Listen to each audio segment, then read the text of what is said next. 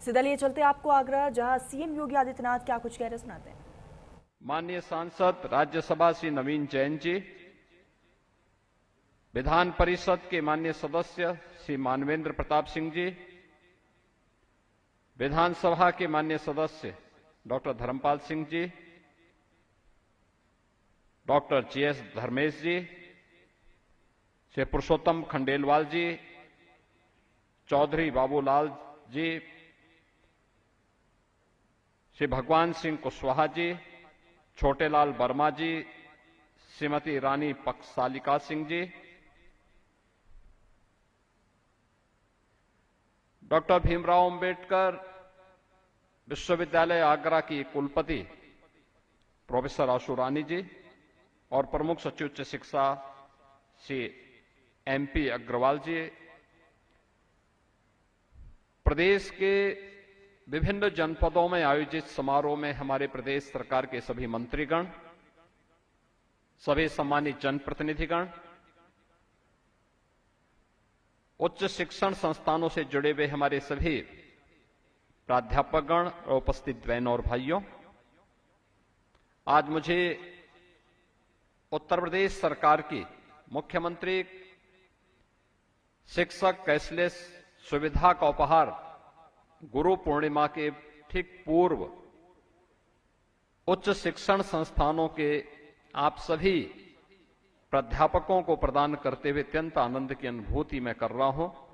मैं इस अवसर पर प्रदेश भर से उच्च शिक्षण संस्थानों के सभी प्राध्यापकों को, उनके परिवार के सदस्यों को इस सुविधा का उपहार प्राप्त होने पर हृदय से बधाई देता हूं। आज की सुविधा, जिसके माध्यम से विश्वविद्यालयों,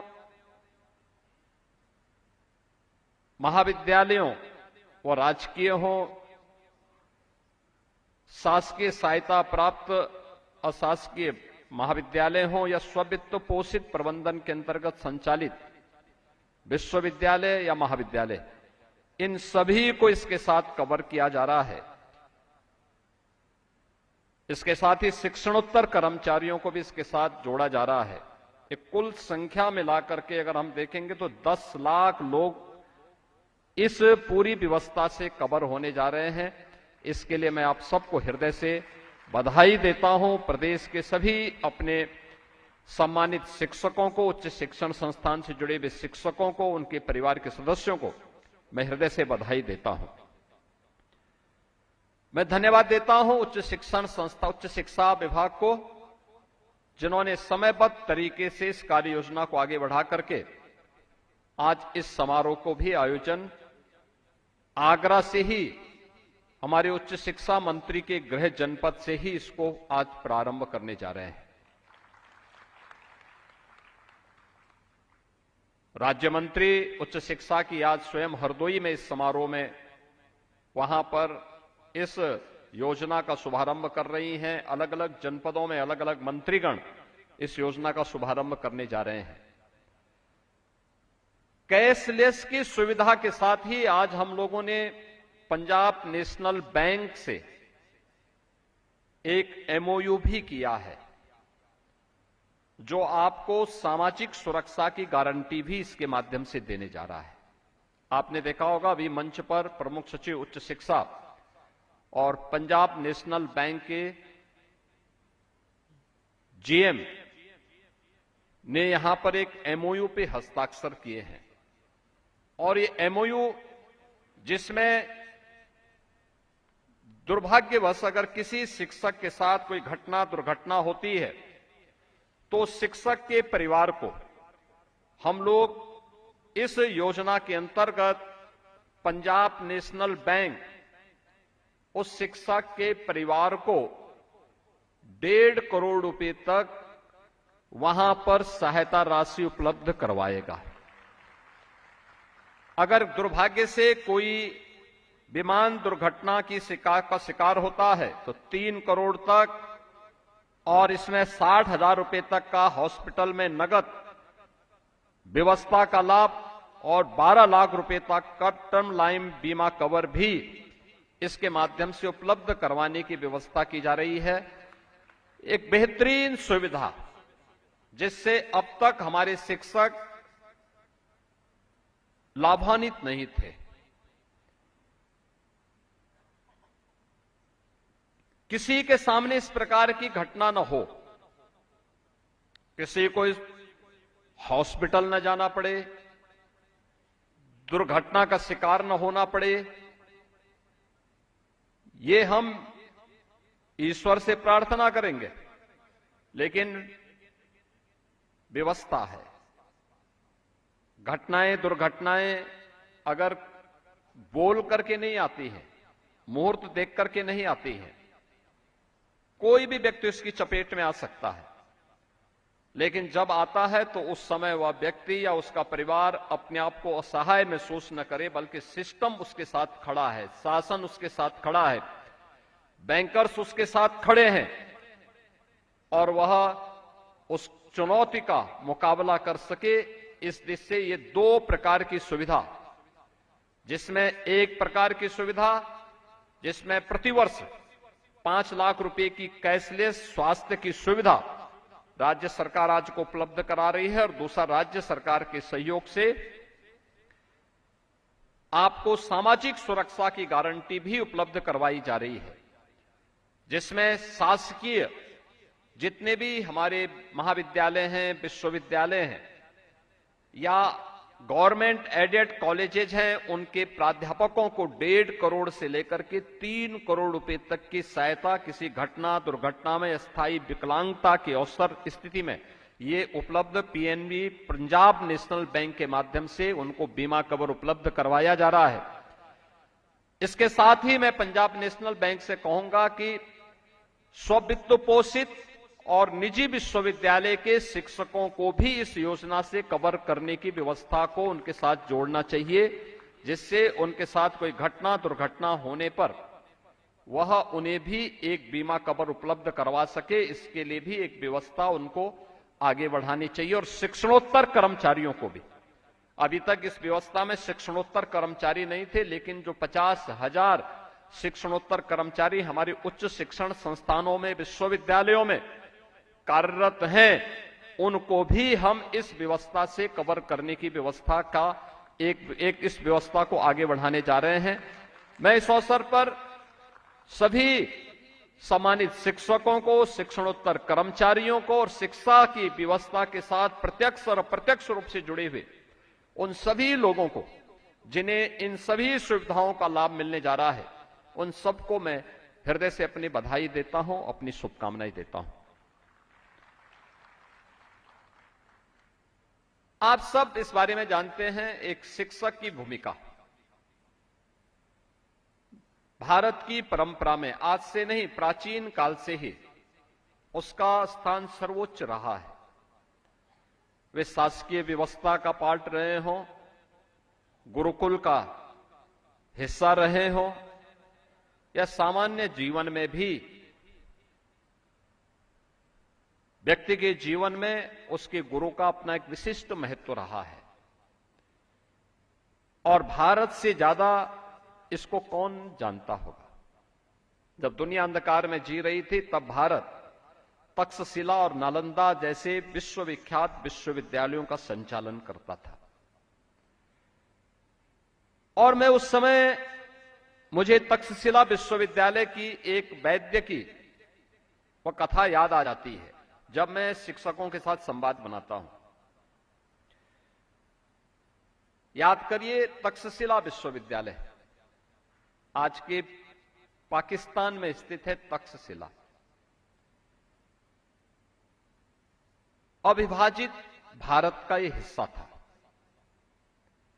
तक्ष प्रभु श्री राम के अनुज भरत के पुत्र के नाम पर, तक्ष के नाम पर वह तक्षशिला पड़ा। 2500 वर्ष पहले वहां पर एक विश्वविख्यात विश्वविद्यालय था, जहां पर जीवन के प्रत्येक क्षेत्र के बारे में दुनिया भर से आए हुए स्नातकों को पारंगत किया जाता था। उन्हीं में एक विश्वविख्यात वैद्य हुए जीवक।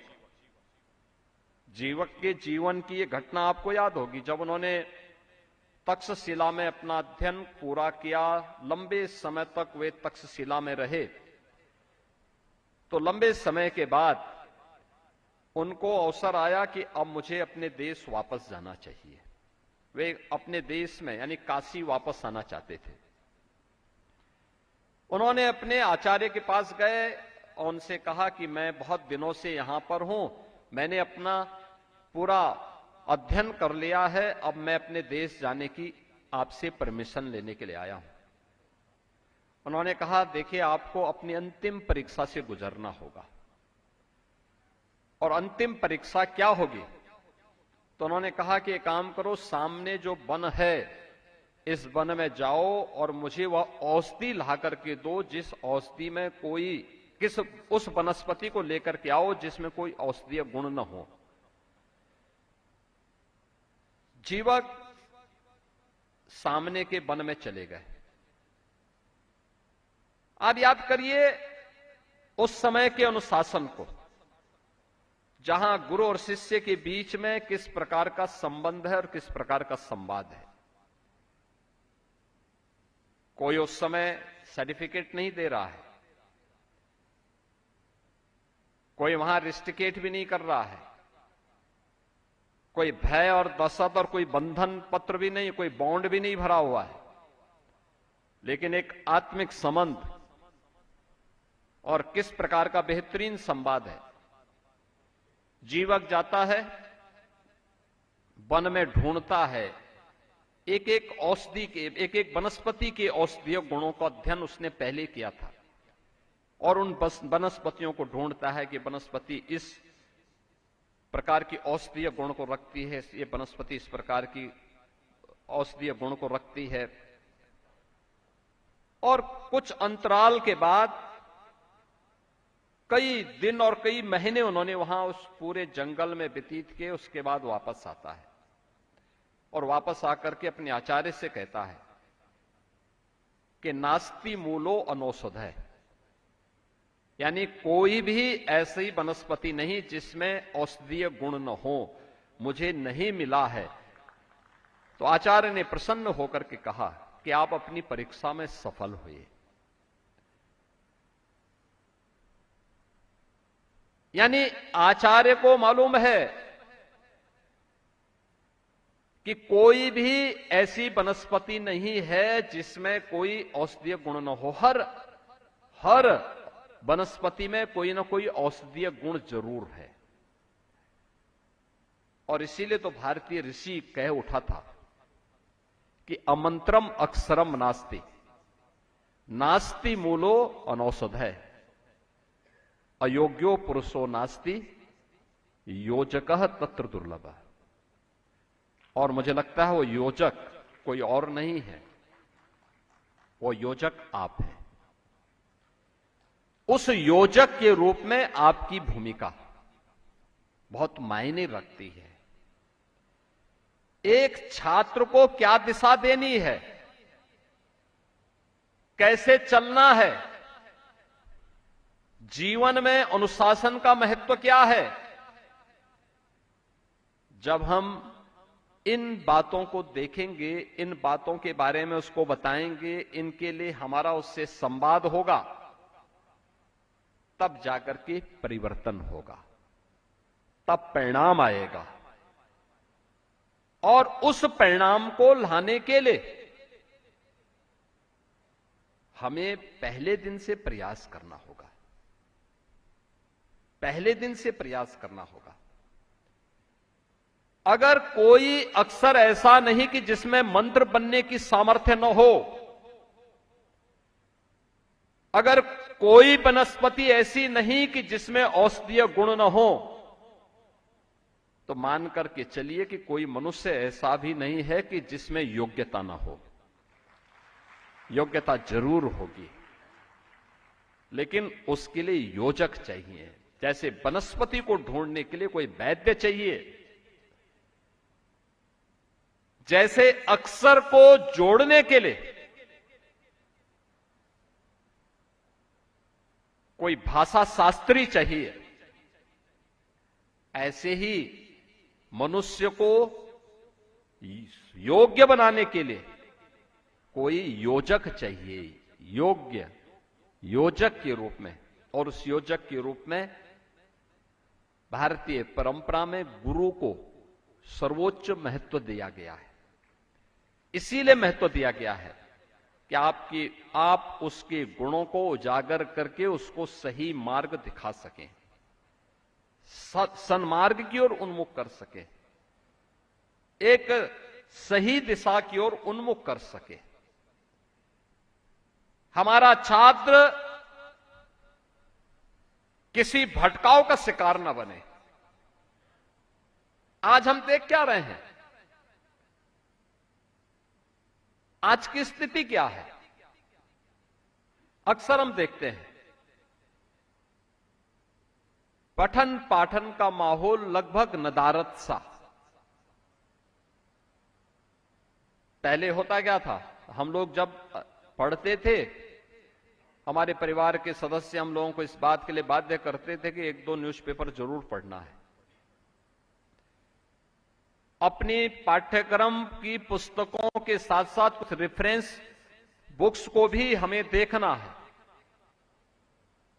पुस्तकालयों से कुछ ऐसे भी पुस्तकें होती थी जो ज्ञानवर्धक होती थी, पाठ्यक्रम के हिस्से न हो तब भी उसके बारे में, उनके बारे में हम लोगों को बताया जाता था कि नहीं, इसको देखना ही देखना है। और ये जरूरी नहीं कि कहीं एक जगह कोई बात गलती से व्याकरणीय शुद्धि के कारण अर्थ को अनर्थ कर रहा हो तो हम उसी पे विश्वास कर लें। और इसी के लिए रेफरेंस बुक्स भी होती थी देखने के लिए। आज हो क्या गया? आज पुस्तकालय नदारत है। मैं कई बार पुस्तकालयों में अचानक जाता हूं, देखता हूं कोई नहीं रहता, वीरान पड़े रहते हैं। न शिक्षक जाता है और न शिक्षार्थी ही वहां जाता है। पहले हरेक के मन में एक भाव रहता था कि मुझे कुछ नयापन करके दिखाना है, और वह उसके लिए कुछ ऐसी रचनाएं भी करता था जो अपने आप में कालजयी हो जाती थी, लोगों के लिए प्रेरणा बन जाती थी। और ये हर एक क्षेत्र में हो सकता था, होता था। एक एक कार्य का लोग अध्ययन करके रखते थे। मैं देखता था कि डॉक्यूमेंटेशन एक एक का करते थे, रखते थे। और हर एक क्षेत्र में मैं चिकित्सकों को भी देखता था, शिक्षकों को भी देखता था। मैं बहुत बार देखता था, बचपन में हम लोग देखते थे जब जनगणना होती थी, जनगणना के दौरान शिक्षक गण गांव-गांव जाते थे, घर घर का पूरा आंकड़ा इकट्ठा करते थे। तो हम लोगों के दिमाग में तब आता था कि शिक्षक आते हैं, हमें उनको बिठाना पड़ता है, उनको चाय पिलानी पड़ती है, फिर वे परिवार के बारे में पूछताछ करने लगते हैं। हम लोगों को बुरा लगता था उस समय कि ये सब क्यों कर रहे हैं। लेकिन शिक्षक उस समय पूरी, यानी उस गांव के बारे में या मोहल्ले के बारे में उनको एक सामाजिक और आर्थिक अध्ययन का भी अवसर मिलता था। आंकड़े तो कलेक्ट हो रहे हैं जनगणना के, लेकिन इसके माध्यम से शिक्षक के सामने एक सिनेरियो आ जाता था, क्या है क्या नहीं है। और बीच के कालखंड में हाई कोर्ट में कोई सज्जन गए, उन्होंने कहा, हाई कोर्ट ने भी कहा भाई शिक्षकों को इससे मुक्त कर दो। मुक्त हो गए तो वह उस ज्ञान से भी मुक्त हो गए जो उनको स्वतःस्फूर्त भाव के साथ, भाई आप कहीं रह रहे हैं, आप आगरा में डॉक्टर बाबा साहब भीमराव अंबेडकर विश्वविद्यालय में अध्ययन कर रहे हैं और विश्वविद्यालय के इतिहास के बारे में आप नहीं जानते। विश्वविद्यालय के संस्थापक कौन थे, विश्वविद्यालय में कुलपतियों की परंपरा कौन कौन थी, कौन ऐसे प्राध्यापक यहां पर रहे हैं जिन्होंने कुछ विशिष्ट करके दिखाया, एलुमनाई कौन कौन है यहां के, इनके बारे में अगर आप जानकारी नहीं रखते तो इसका मतलब आप विश्वविद्यालय के प्रति अन्याय कर रहे हैं, और वह अन्याय विश्वविद्यालय के प्रति ही नहीं कर रहे हैं, अपने प्रति भी कर रहे हैं, वर्तमान के प्रति भी कर रहे हैं और आने वाली पीढ़ी के प्रति भी कर रहे हैं। हमें जानकारी होनी चाहिए। हम जिस परिवार में रहते हैं उस परिवार की पृष्ठभूमि के बारे में जानकारी होनी चाहिए। जिसके साथ रिश्तेदारी हो रही है उस रिश्तेदारी के परिवारों में भी की जानकारी भी हमारे पास होनी चाहिए।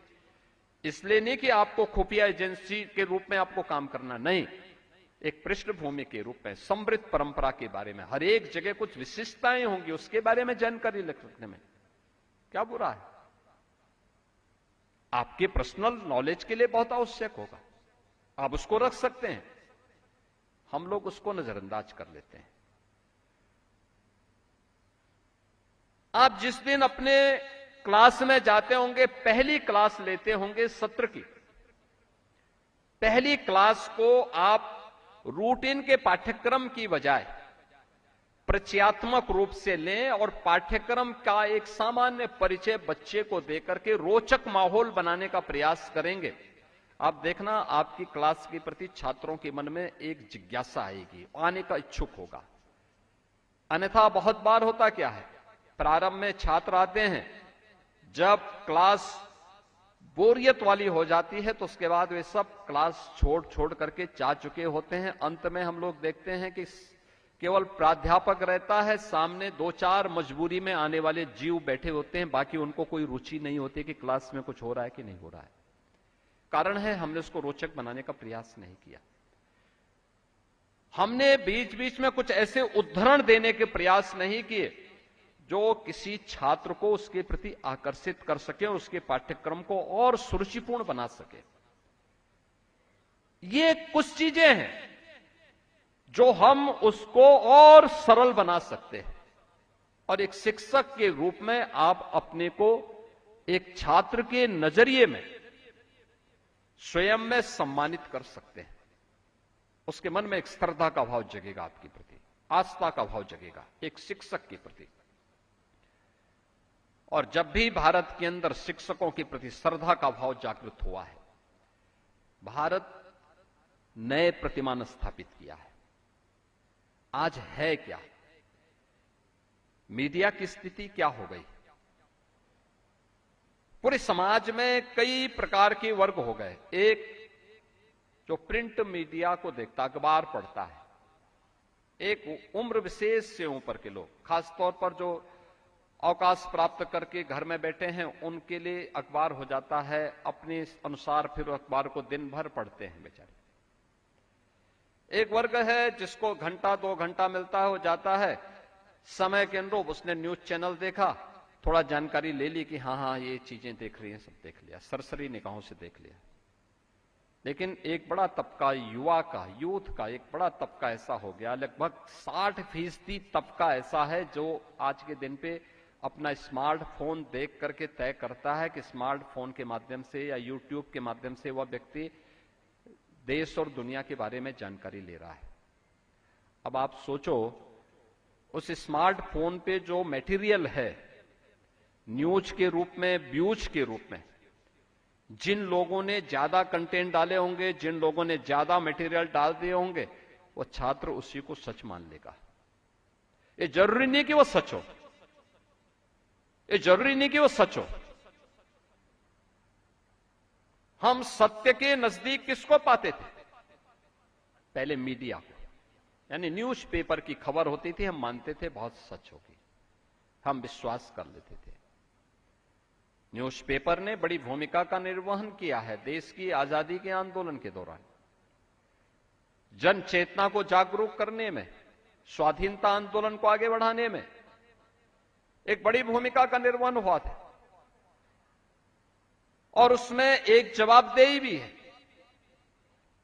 अगर कोई गलत न्यूज दे रहा है, रिपोर्टर का नाम मालूम है, एडिटर का नाम मालूम है। विजुअल मीडिया में भी रिपोर्टर की भी जानकारी है, उनके एडिटर की भी जानकारी है, और चैनल का भी सीईओ की जानकारी है। लेकिन सोशल मीडिया, फेक अकाउंट बना करके भी कोई व्यक्ति कैसे समाज में विद्वेष पैदा कर सकता है, इसके अनेक उदाहरण आपने देखे होंगे। सही तथ्य की जानकारी न होने के नाते और सेल्फ अनुशासन न होने के नाते अक्सर अव्यवस्था और अराजकता का शिकार पूरा सिस्टम होता है, और पूरा सिस्टम जब अव्यवस्था और अराजकता का शिकार होता है तो सबको इसका खामियाजा भुगतना पड़ता है, वर्तमान को भी और भविष्य को भी। वर्तमान और भविष्य दोनों को अगर हमें सही दिशा में लेके चलना है तो हमें स्वयं के जीवन में अपने छात्रों को अनुशासन के बारे में और आत्म अनुशासन के महत्व के बारे में भी बताना पड़ेगा। सोशल मीडिया प्लेटफॉर्म आज की आवश्यकता है, आर्टिफिशियल इंटेलिजेंस आज की आवश्यकता है। हम बदलती हुई दुनिया में इससे पीछे नहीं रह सकते, इससे मुंह नहीं मोड़ सकते, लेकिन इसको अपने लिए कल्याणकारी कैसे बना सकें, अपनी सोसाइटी के लिए, अपने देश के लिए कैसे हम इसको उपयोगी बना सकें। और मुझे लगता है कि आपके पास तो पर्याप्त समय है, अच्छे कंटेंट डालिए, अच्छे उद्धरण के माध्यम से लोगों को प्रभावित करिए, छात्रों को मोटिवेट करिए, उन्हें इस प्लेटफॉर्म के बारे में तथ्यों से अवगत कराइए कि सच क्या है, झूठ क्या है। सत्य के नजदीक लाने का प्रयास करिए। जो अनाम हैं, गुमनाम लोग हैं, गुमनाम प्लेटफॉर्म है, फेक अकाउंट है, उनके बारे में बताएं उनको कि भाई ये गुमराह करने वाले तथ्यों से हमें दूरी बनानी होगी। न्यूनतम समय हम उस पे अपना खर्च करें, ज्यादा समय न दें उसमें, और सही तथ्यों की जानकारी उसको लेनी है तो उसके लिए उसको फिर से पढ़ने पढ़ाने की आदत को पुख्ता करना पड़ेगा। लाइब्रेरी में जाने का आदत डालनी पड़ेगी। पाठ्यक्रम के अलावा रेफरेंस बुक्स को भी देखें, कुछ रोचक धर्म ग्रंथों की तरफ भी वह उन्मुख हों, देखें उसको भी। उसके बहुत सारे उद्धरण उसके लिए उपयोगी हो सकते हैं। अगर हम बताएंगे, देश का बड़ा कल्याण होगा, देश सही दिशा में आगे बढ़ेगा।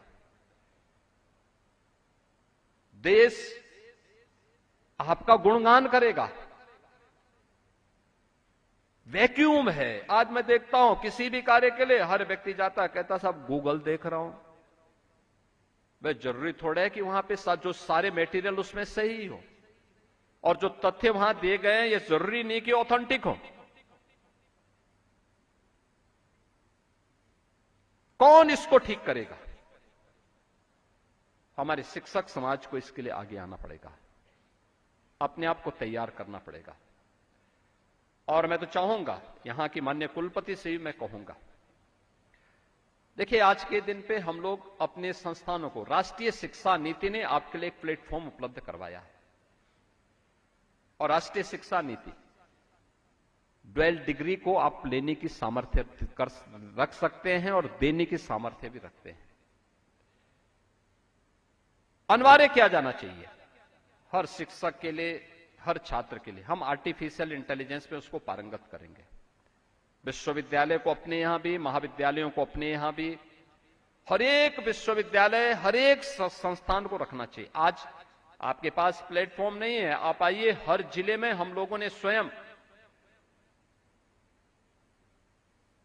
टाटा टेक्नोलॉजीज के साथ मिलकर के हम लोगों ने हर जनपद में कुछ इंजीनियरिंग कॉलेजेज में या फिर पॉलिटेक्निक में या आईटीआई में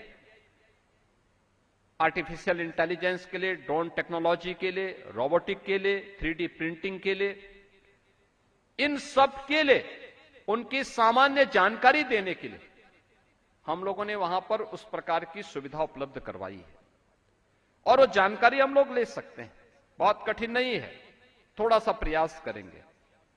हमें इसकी जानकारी होनी चाहिए, कैसे हम उस फील्ड में अपनी धमाकेदार उपस्थिति के माध्यम से उसको अपने पाठ्यक्रम के अनुरूप, समाज के अनुरूप और देश के अनुरूप बना सकते हैं। यह हम पर निर्भर करता है।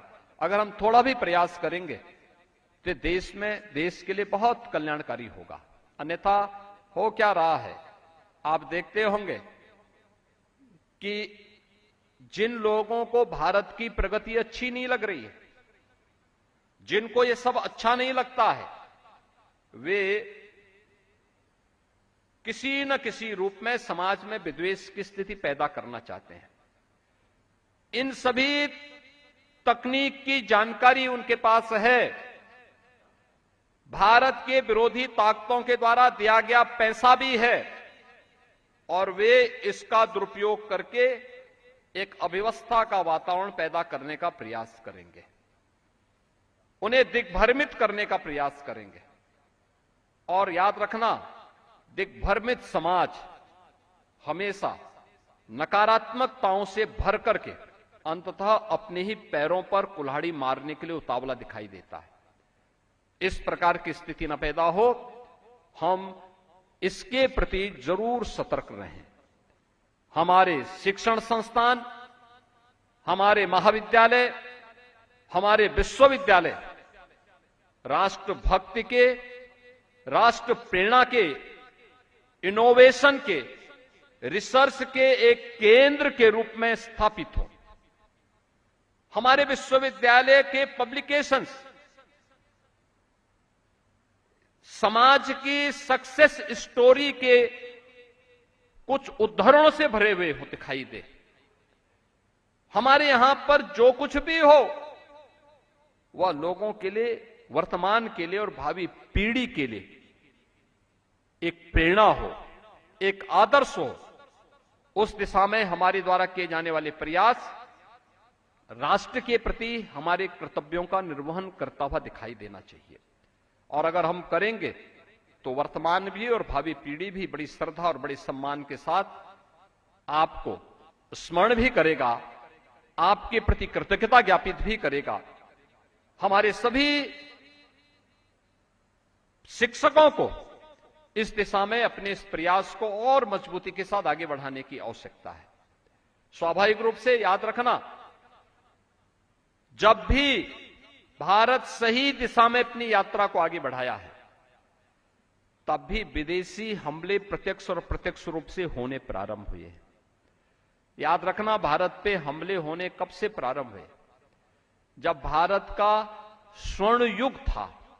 स्वर्ण युग के बाद से फिर से हमले की जो शुरुआत होती है, वह धीरे धीरे करके एक समय के बाद भारत को गुलामी की आगोश में लाने में सफल हुआ। फिर से भारत के खिलाफ ये किसी भी प्रकार की विदेशी षड्यंत्र हो या अंदर से होने वाले षड्यंत्र जो फिर से भारत को विघटन की ओर ले जा रही हो, भारत के अंदर अव्यवस्था पैदा करने का प्रयास कर रही हो, ऐसे किसी भी षड्यंत्र के खिलाफ हमारे शिक्षण संस्थानों को खड़ा होना पड़ेगा। अपने युवा पीढ़ी को जागरूक करना पड़ेगा। छात्र छात्राओं को एक मार्गदर्शक के रूप में सही मार्ग का अनुसरण करते हुए राष्ट्र प्रथम भाव के साथ उसे एक सन्मार्ग की ओर अग्रसर करने के लिए तैयार होना पड़ेगा। अगर यह कार्य हमारे शिक्षण प्रशिक्षण संस्थान कर पाएंगे तो देश के प्रति हमारी अमूल्य सेवाएं होंगी। और मैं आह्वान करूंगा अपने उच्च शिक्षण संस्थानों से कि इसकी शुरुआत आप सबको नए सत्र में अभी से प्रारंभ करनी है। अनेक प्रकार के कार्यक्रम आज के दिन पर प्रारंभ हुए हैं। इन कार्यक्रमों के साथ हम जुड़ेंगे। इस विश्वास के साथ आज यहां पे उच्च शिक्षण संस्थानों के लिए कैशलेस 5 लाख रुपए प्रतिवर्ष कैशलेस चिकित्सा सुविधा का जो शुभारंभ हो रहा है, इसके लिए और सामाजिक सुरक्षा की जो गारंटी आपको उपलब्ध करवाई जा रही है, इसके लिए भी मैं प्रदेश भर से जुड़े हुए 2 लाख शिक्षकों को, उच्च शिक्षण संस्थानों के शिक्षकों को और उनके परिवार के लगभग सदस्यों को मिला के 10 लाख लोग जो इस सुविधा का लाभ प्राप्त करेंगे, उन सबको, शिक्षणोत्तर कर्मचारियों को, उनके परिवार के सदस्यों को मैं एक बार फिर से बधाई देता हूं, अपनी शुभकामनाएं देता हूं और विश्वास व्यक्त करता हूं कि आप इसका बेहतर उपयोग करते हुए प्रदेश की प्रगति में और देश की एकता और अखंडता में अपना योगदान देंगे। आप सबके प्रति मेरी मंगलमय शुभकामनाएं हैं। धन्यवाद। जय हिंद।